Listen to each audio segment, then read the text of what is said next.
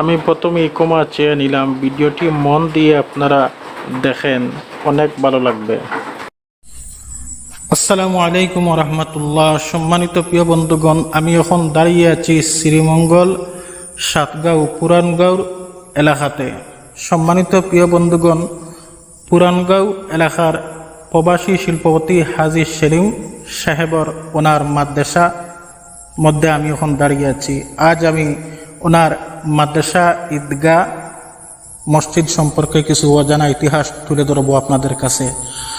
সম্মানিত প্রিয় বন্ধুগণ, তার আগে আমি দুইটি কথা বলবো। দেখেন, প্রবাসীরা হচ্ছে আমাদের দেশের জন্য একটা রত্ন। এই প্রবাসীরা যদি প্রবাসের মধ্যে না থাকতো তাহলে আমাদের দেশ বেহাল থাকতো, অচল থাকতো। সম্মানিত প্রিয় বন্ধুগণ,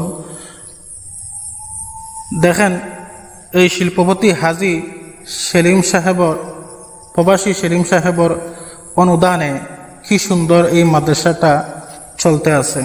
আলহামদুলিল্লাহ, এখানে শত শত ছাত্ররা আছে, আল্লাহর কোরআন পড়িতে আছে।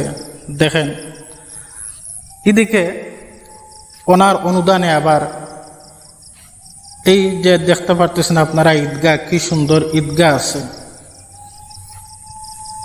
কি সুন্দর ঈদগাহ ওনার মাদ্রাসার পাশেই আছে। আবার এর পাশে ওনার অনুদানে মসজিদও আছে। আলহামদুলিল্লাহ, আমি এই জন্যে আপনাদের সামনে কথাগুলা তুলে ধরলাম, কারণ প্রবাসীরা শুধু প্রবাসের মধ্যে কষ্ট করে টাকা ইনকাম করে নিজের জন্য নয়, কিছুটা নিজের জন্য করে, কিছুটা দ্বীন ইসলামের জন্য করে, কিছুটা দেশের জন্য করে। এই জন্য আমি কথাগুলো তুলে ধরলাম। আমাদের সকল প্রবাসী ভাই বোনদের জন্য অবশ্যই দোয়া করা উচিত। সবাই সুস্থ থাকেন, ভালো থাকেন। আসসালামু আলাইকুম।